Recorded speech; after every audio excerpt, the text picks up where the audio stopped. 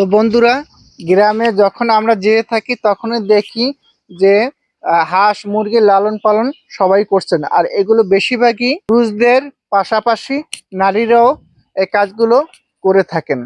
আপনাদের মনে প্রশ্ন আসতে পারে, গবাদি পশু পালন করার ক্ষেত্রে কে নারী না পুরুষ? মূলত পুরুষদের পাশাপাশি নারীরাই এই গবাদি পশু পালন করে থাকে। সকালবেলা খাওয়া দাওয়া থেকে দুপুর ও বিকেল পর্যন্ত এবং মুরগির খোপ পর্যন্ত একমাত্র নারীরাই এই পশু পাখি লালন করে থাকে। হাঁস মুরগি গরু ছাগল সমস্ত খাবার দাবার নারীরাই দিয়ে থাকে এবং সন্ধ্যা পর্যন্ত নারীরাই এই পশু পাখি লালন পালন করে থাকে।